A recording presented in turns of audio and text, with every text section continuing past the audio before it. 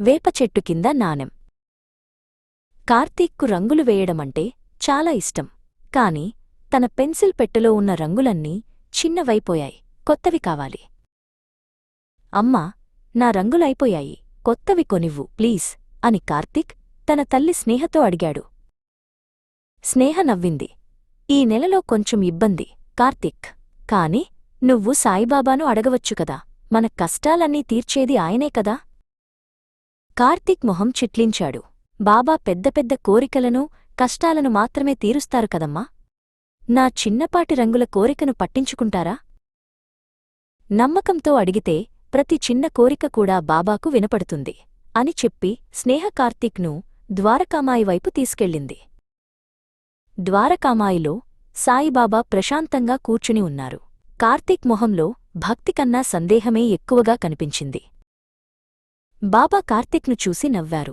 ఏంటి, చిన్న కష్టం వచ్చిందా? బయట ఆ పెద్ద వేప చెట్టు కింద జాగ్రత్తగా చూడు, అక్కడ నీకు ఒక రహస్యం దొరుకుతుంది.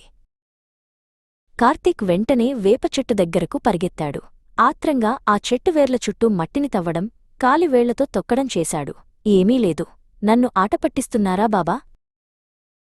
ఒక్కసారిగా బాబా మాటలు గుర్తొచ్చాయి. జాగ్రత్తగా చూడు. కార్తీక్ బాగా కిందకు వంగి చూడగా వేరు పక్కన మట్టిలో సగం కప్పబడిన రాగి రంగులో మెరిసే చిన్న వస్తువు కనిపించింది. అది పాతకాలపు నాణెం.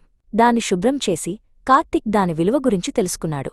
ఆ నాణెం విలువ తన కొత్త రంగుల పెట్టెకు సరిపోయేంత ఉంది. సంతోషంగా పరుగెత్తి మార్కెట్కు వెళ్ళి ఆ నాణెంతో తను కావాలనుకున్న పెద్ద రంగుల పెట్టె కొనుక్కున్నాడు. అదంతా బాబా ఆశీర్వాదమే. కార్తీక్ తిరిగి ద్వారకామాయికి వచ్చి బాబా పాదాల దగ్గర తను కొత్తగా గీసిన వేపచెట్టు బొమ్మను ఉంచాడు. నమ్మకమే, శ్రద్ధే మనకు దారి చూపిస్తుందని అతనికి అర్థమైంది.